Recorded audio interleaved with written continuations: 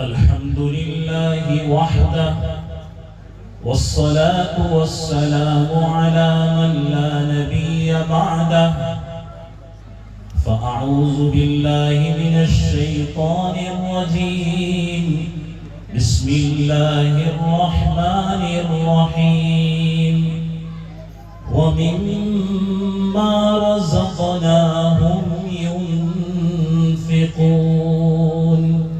صدق الله العظيم.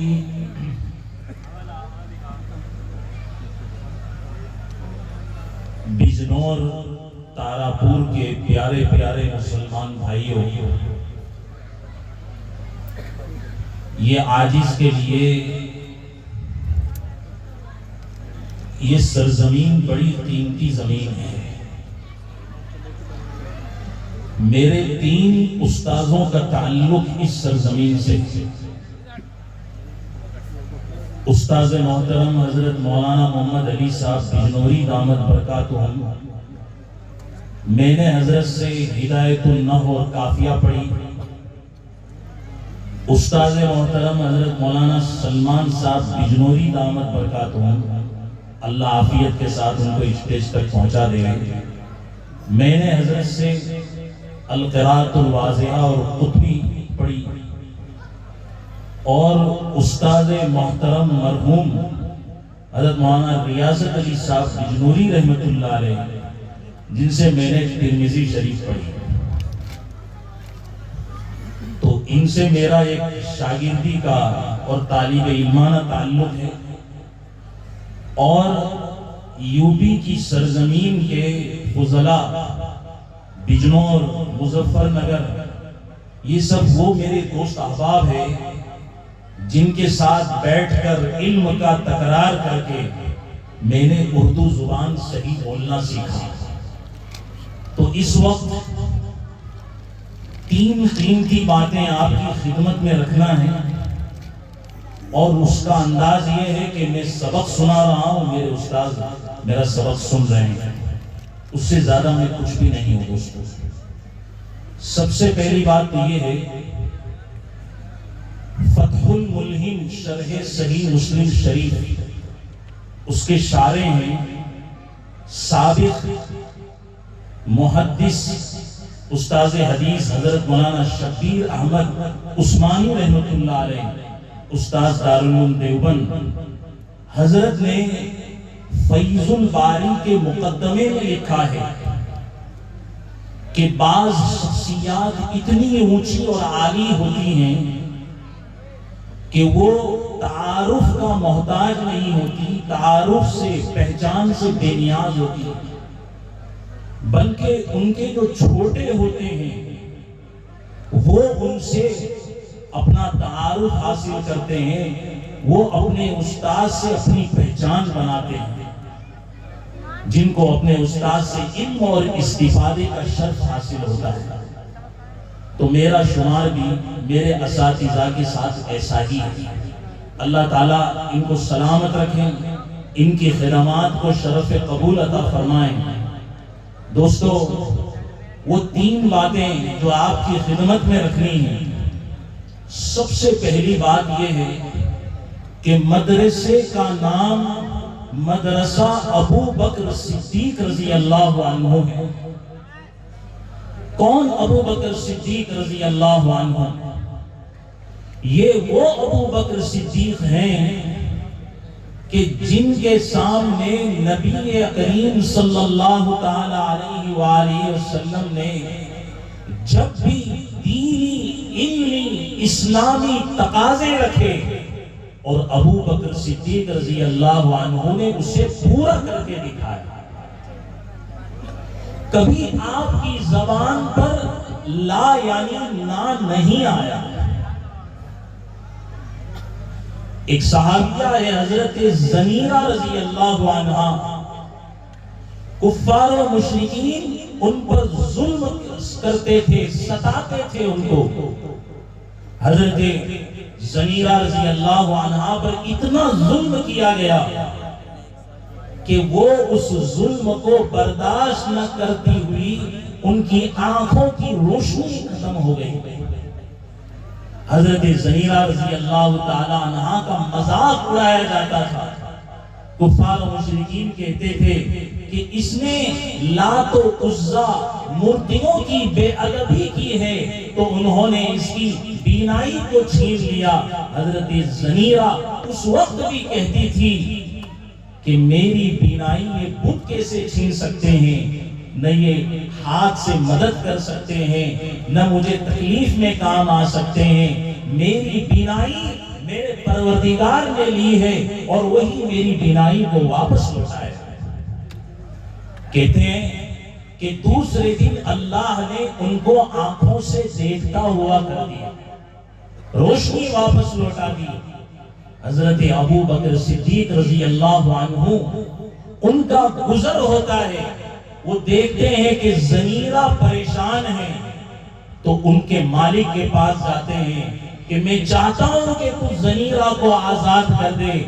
ڈیل ہوتی ہے، پیسہ دے دیتے ہیں اور حضرت زنیرہ کو غلامی کی زنجیر سے آزاد کراتے ہیں۔ یہ ہے ابو بکر صدیق رضی اللہ عنہ کا کردار۔ ثابت استاد حدیث دارالعلوم دیوبند جنہوں نے سیرت مصطفیٰ لکھی، حضرت مولانا ادریس صاحب کاندھلوی رحمت اللہ علیہ، وہ لکھتے ہیں کہ حضرت ابو بکر صدیق رضی اللہ تعالیٰ عنہ نے 40,000 درہم صرف 13 سال کی مدت میں اسلامی کاج کے اوپر خرچ کر دیا۔ بڑی رقم ہوتی، 40,000 چاندی کے سکے راہ خدا میں خرچ کر دیے 13 سال کی مدت میں۔ کبھی یہ ضرورت ہے، کبھی وہ ضرورت ہے۔ ایک مرتبہ سرور کائنات حضرت محمد عربی صلی اللہ علیہ وآلہ وسلم نے کہا کہ ایک بہت بڑا مسئلہ سامنے ہے، آپ صحابہ مال سے ہماری مدد کریں۔ تو ایک صحابی رسول آئے، وہ کچھ دے کر گئے، حضرت عمر کچھ دے کر گئے، حضرت ابو بکر نے کچھ لا کر دیا۔ پوچھا عمر گھر میں کیا چھوڑ کے آئے؟ فرمایا یا رسول اللہ آدھا مال آپ کی خدمت میں اور آدھا مال اپنے گھر کو چھوڑ کے آیا ہوں۔ پوچھا ابو بکر تم کیا چھوڑ کے آیا ہوں؟ یا رسول اللہ گھر میں اتنی چھوٹی بھی چیز اگر رہ گئی وہ بھی آپ کے قدموں میں لا کر رکھ دی ہے، اور گھر میں صرف خدا اور رسول خدا کو چھوڑ کے آیا۔ یہ حضرت ابو بکر صدیق رضی اللہ تعالیٰ عنہ کی مالی قربانیاں ہیں۔ حضرت مولانا ادریس صاحب کاندھلوی رحمت اللہ علیہ وہ لکھتے ہیں کہ جب ہجرت کا موقع آیا حضرت ابو بکر نے وہاں بھی مال لگایا، اور جب موقع آیا مسجد نبوی کی زمین خریدنے کا حضرت ابو بکر نے وہ مال وہاں بھی خرچ کر دیا۔ ان کے ابا ابو قحافہ نے حضرت ابو بکر صدیق سے پوچھا بیٹا تم غلام بہت آزاد کرتے ہو، مجھے لگتا ہے کہ یہ آزاد ہونے کے بعد تمہیں کام آئیں گے، تم اس لیے آزاد کرتے ہو۔ حضرت ابو بکر صدیق کہتے ہیں ابو جان میں اس لیے نہیں کر رہا ہوں،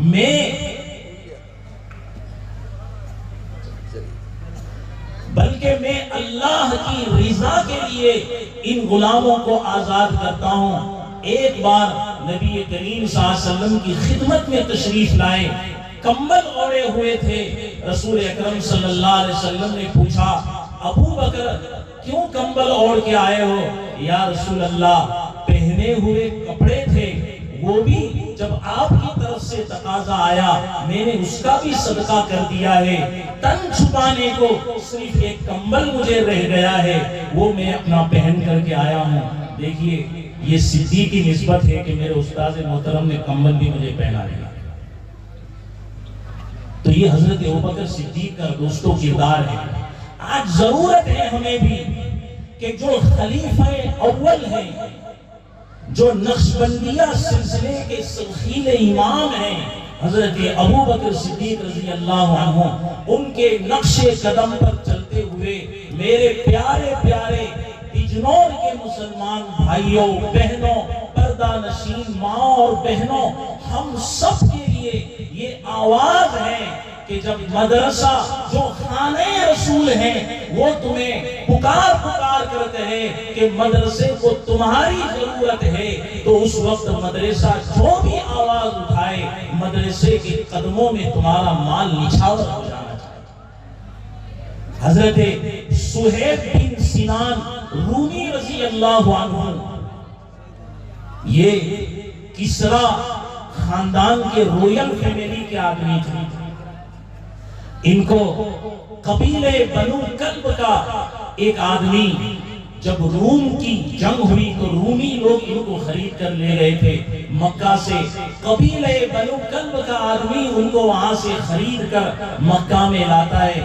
عبداللہ ابن جدعان رضی اللہ تعالیٰ عنہ ان کو خرید کر کے آزاد کر دیتے ہیں۔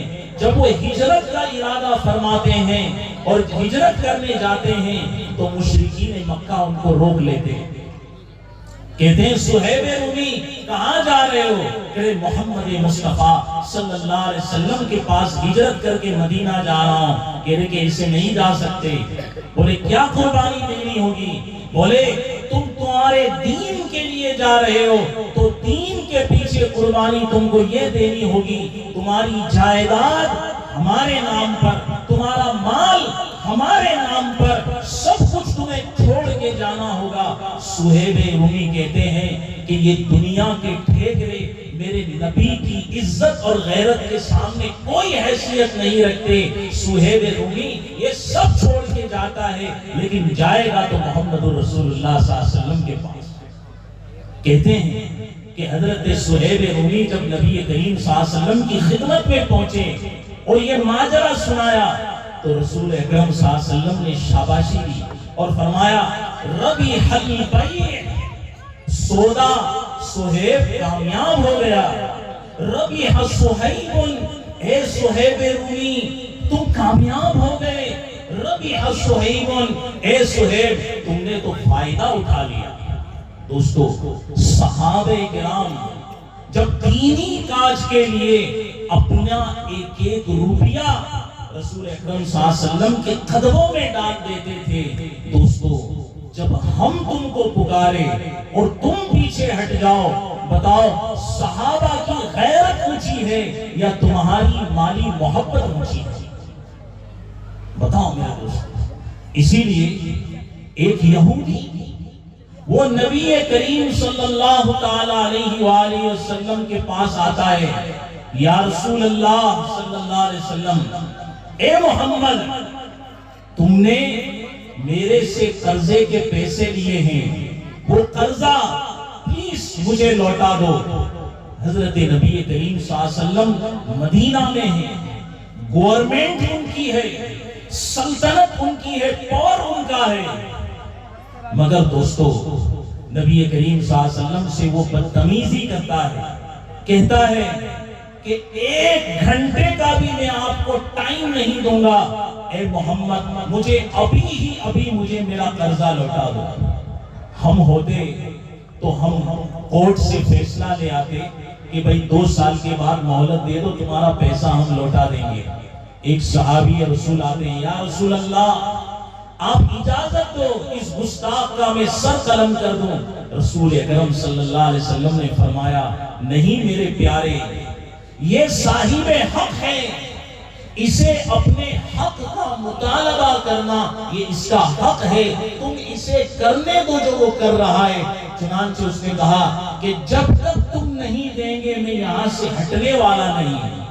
صبح کی نماز کا وقت آ جاتا ہے، اللہ کے حبیب بھی وہیں کھڑے ہیں، وہ صاحب یعنی یہودی بھی وہیں کھڑا ہوا ہے۔ رسول اکرم صلی اللہ علیہ وسلم کہتے ہیں نماز تو میں پڑھ سکتا ہوں، کہتے ہیں نماز پڑھ لیجئے۔ نماز پڑھنے کے بعد وہ غائب ہو جاتا ہے۔ رسول خدا صلی اللہ علیہ وسلم وہیں انتظار کر رہے ہیں، وہ اچانک آتا ہے، گڑ گڑا کر روتا ہے اور کہتا ہے کہ میں نے میری کتاب میں پڑھا تھا کہ وہ نبی کے اخلاق یہ ہوں گے کہ یعفو ویصفحو، کہ وہ درگزر کرے گا، وہ معاف کرے گا۔ میرے وہ سارے اخلاق اے اللہ کے نبی آپ کے اندر پائے، میں مسلمان ہونا چاہتا ہوں۔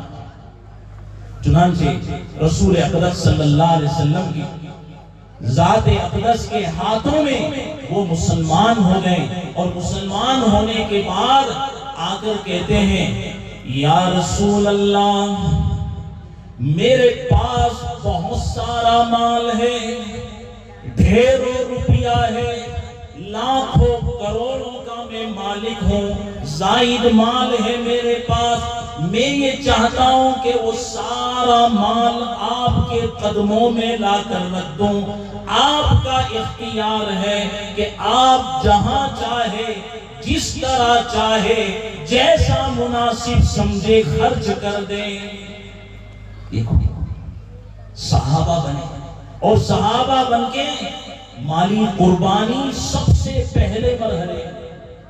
آج کل تو دھرم قبول کرنے کے لیے پیسہ دینا پڑتا ہے، یا پیسہ لے کے لوگ دھرم پریورتن کرتے ہیں۔ یہاں دیکھو کوئی لالچ نہیں، اور جو مسلمان ہو رہا ہے وہ رسول اقدس صلی اللہ علیہ وسلم کے ہاتھوں کو مضبوط کر رہا ہے، تاکہ شریعت مضبوط ہو، دین مضبوط ہو، دین کے کام مضبوط ہو۔ دوستو، بجنور تارا کے پیارے پیارے میرے مسلمان بھائیوں، میں آپ سے گہار لگا رہا ہوں، میں آپ کے دلوں کو جگا رہا ہوں، کہ آپ سے یہ میں عرض کر رہا ہوں کہ یہ جو ہمارا مدرسہ تارا پور بجنور میں ہے، یہ بھی آپ سے یہ گہار لگا رہا ہے کہ یہاں ایک بھوکے پیاسے، کیسا پیاسا، میں سفر کر کے آ رہا تھا، میں نے سفر میں اسکولز دیکھے، کو ایجوکیشن اسکول، کہیں ایک اور اسکول ہے پورا سرد اور بند پڑا ہوا ہے، امت مسلمہ ترس رہی ہے، ایسے اسکول تو بہت ہے، ہمیں کوئی ایسا اسکول دو جس میں ہماری بہنوں کی، ہماری بیٹیوں کی عزت و ناموس کی حفاظت ہو، اور اس کے ساتھ وہ ایک بہترین کامیاب ٹیچر ہو، ہمارے بیٹے کی غیرت اور عزت بچی رہے، اور وہ وقت کا اچھا انجینئر ہو، ڈاکٹر ہو، اور دیندار بھی ہو۔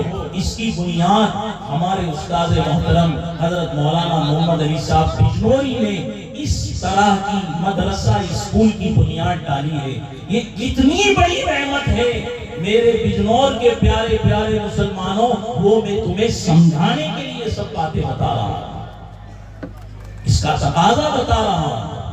حضرت مفتی محمد شفیع صاحب رحمت اللہ علیہ، انہوں نے سیرت سید البشر لکھی۔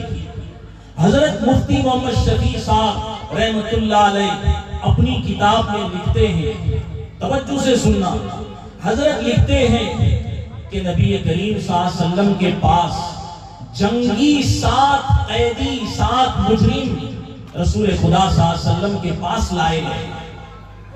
اللہ کے حبیب علیہ السلام نے فرمایا کہ سب کو تہہ دیکھ کر دو، قتل کر دو، کیونکہ یہ جنگی مجرم ہے۔ اتنے میں حضرت جبرائیل علیہ السلام نازل ہوتے ہیں۔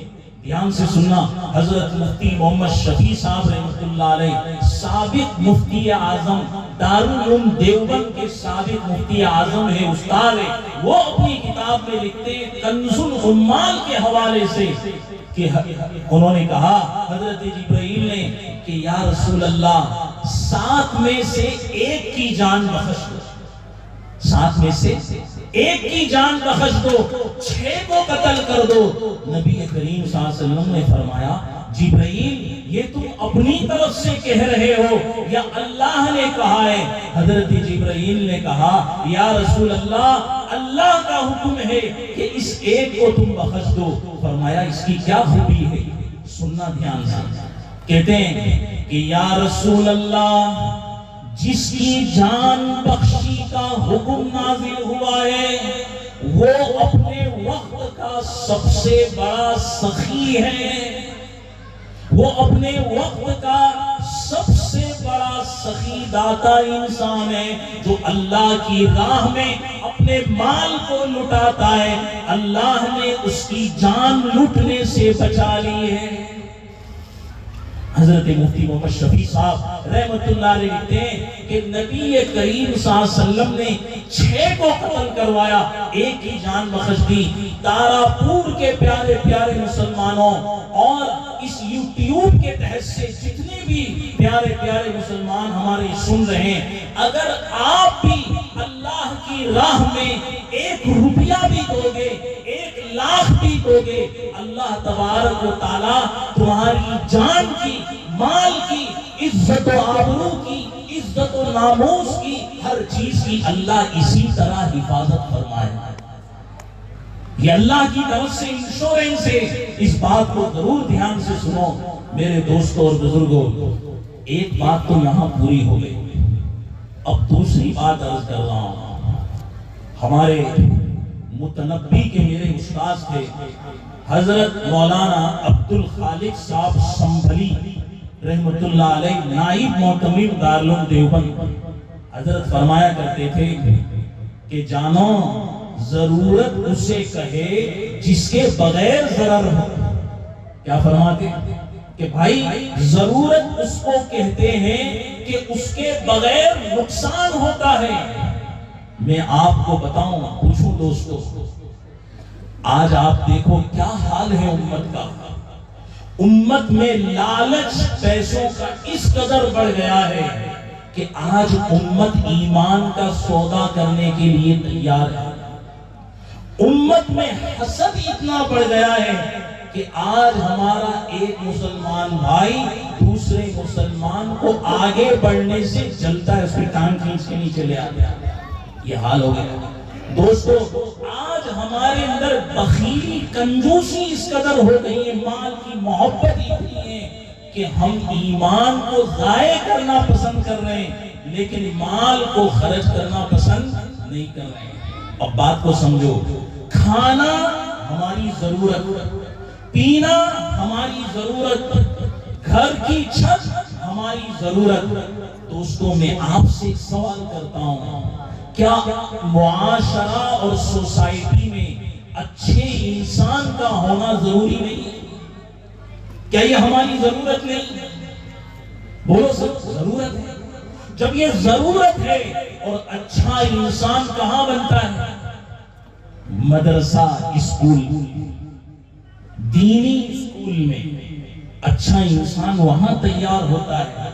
میرے تارا پور کے پیارے پیارے مسلمان بھائیوں، یہ مدرسہ، اس میں ضرورت ہے بچوں کو کپڑے کی، اس میں ضرورت ہے بچوں کو چپلوں کی، اس میں ضرورت ہے بچوں کو پنکھوں کی، بجلی کی، اس میں ضرورت ہے بچوں کو پانی کی، کھانے کی، اس میں ضرورت ہے بچوں کو چھت کی۔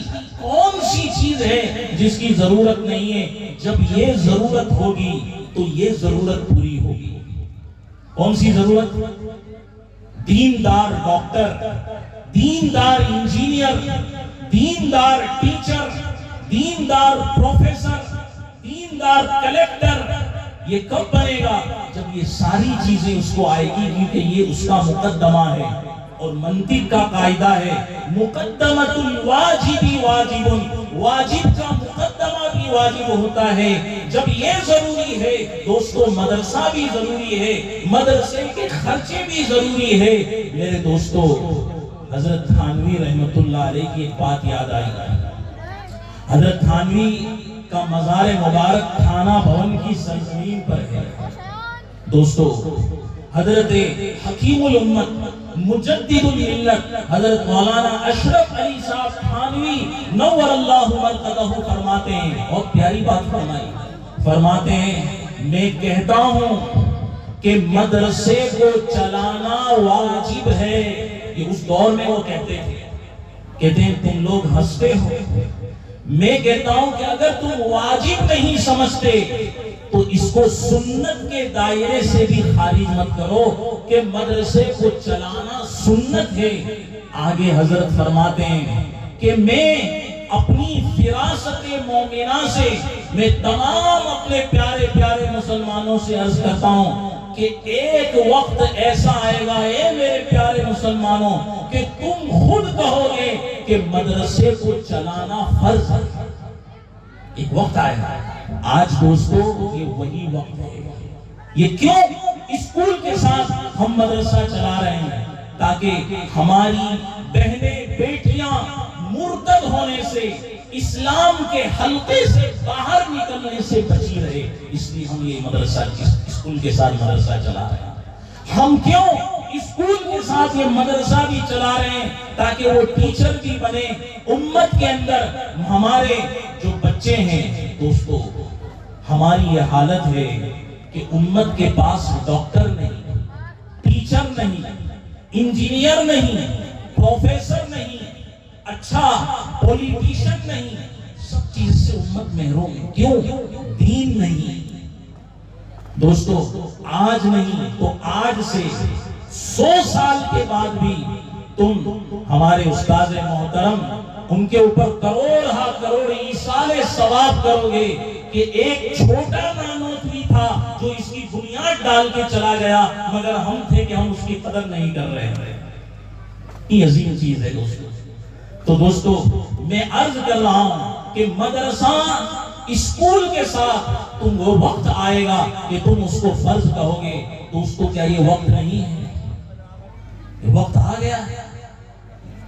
تیسری بات، آخری بات ہے دوستو، ہمارے ملک میں انگریز آیا، اس نے ہماری تہذیب، ہمارا تمدن، ہمارا دینی لباس، ہماری شرعی سنت کے مطابق داڑھی، ہمارے گھروں میں دین کے چراغ جو جل رہے تھے، اس نے سب کے اوپر پانی پھیرنا چاہا اور یورپی کلچر لانا شروع کیا۔ 1801 عیسوی کے اندر اسی بوریے پر اور چٹائی پر بیٹھنے والا ایک محدث ہے، حضرت مولانا شاہ عبد العزیز محدث دہلوی رحمت اللہ علیہ، انہوں نے سب سے پہلا فتویٰ دیا کہ بھئی اب ہمارا ہندوستان دارالحرب ہو گیا۔ کیا فتویٰ دیا؟ دارالحرب۔ اب ہمارے دین کے جنازے نکلنے شروع ہو گئے۔ اے مسلمانوں جاگو، اے علماء جاگو، سب سے پہلا فتویٰ دیا۔ اور انگریز کے خلاف جنگ چلتی رہی یہاں تک کہ 1857 کے اندر مغلیہ سلطنت کا خاتمہ ہو گیا۔ جنگ چالو ہے، علماء کٹ رہے ہیں، مولوی کٹ رہے ہیں، نیک دیندار مسلمان اللہ کے دین کے لیے اپنا مال نہیں، مال سے زیادہ قیمتی چیز جان ہے، اس کی قربانی دے رہے ہیں۔ یہاں تک کہ انگریز کا دور ابھی مغلیہ سلطنت ختم ہو گئی، 1857 ہے۔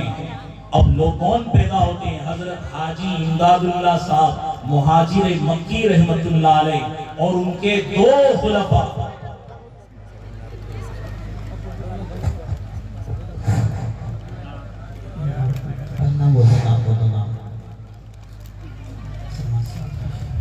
نعرہ تکبیر، اللہ اکبر، تھوڑا بلند آواز سے بولے، مردوں کی آواز میں، نعرہ تکبیر، اللہ اکبر۔ علماء دیوبند زندہ باد، علماء دیوبند زندہ باد، مولانا محمد سلمان صاحب زندہ باد، مولانا محمد سلمان صاحب زندہ باد، عظمت صحابہ زندہ باد، علماء دیوبند زندہ باد، نعرہ تکبیر، اللہ اکبر۔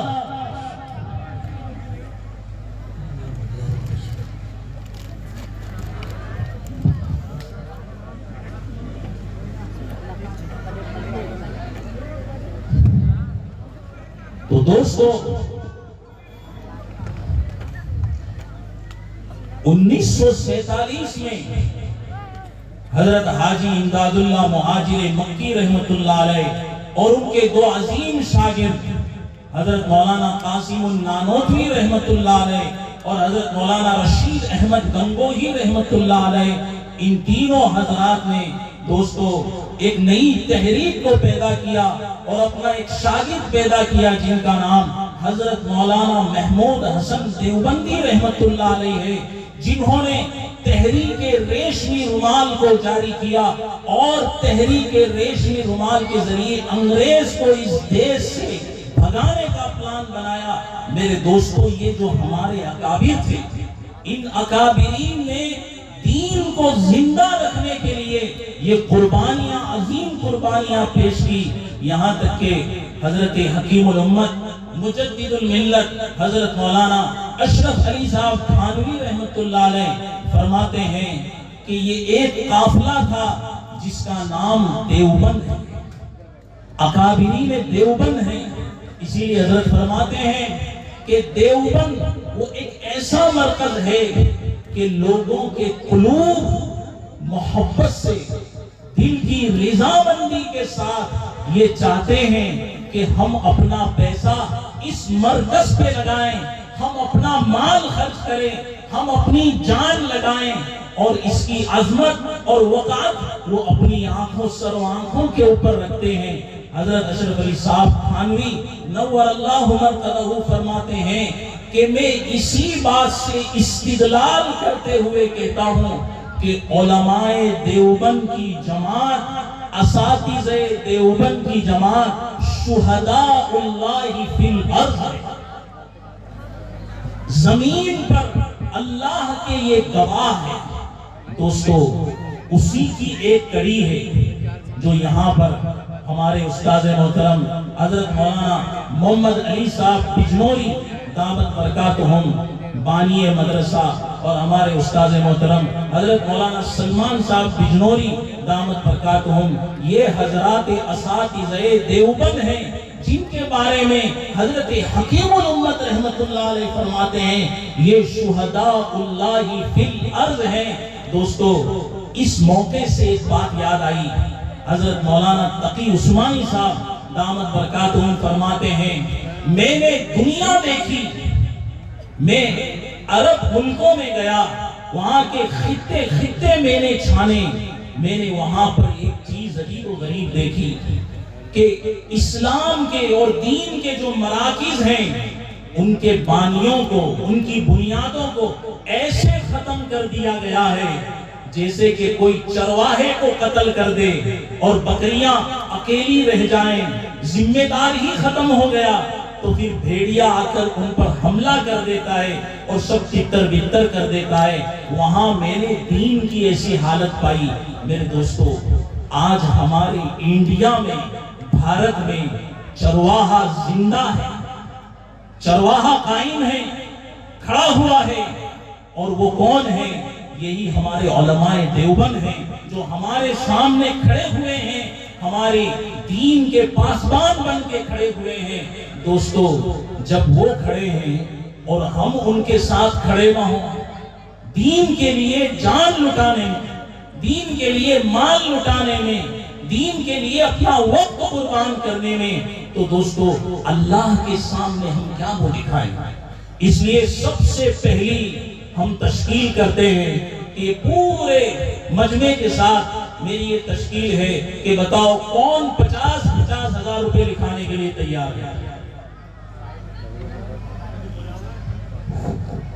بولے بھائی جلدی کھڑے ہوں، بھائی ہمت کریں، اب دستار بندی کا نمبر آنے والا ہے، بہت جلدی سے۔ یہ بہت لکی موقع ہے کہ ہمارا یہ دارالعلوم اسکول کے ساتھ اتنی محنتوں اور قربانی کے ساتھ تارا-پور بجنور میں یہ پروان چڑھ رہا ہے اور اس میں اہل بجنور کا حصہ نہ لگے، دوستو یہ آخرت میں کفِ افسوس اور شرمندگی کے قابل ہوگا۔ اس لیے دوستو ہمت کر کے بتاؤ 50,000 روپے کے لیے کون تیار ہے؟ اپنا نام پیش کریں۔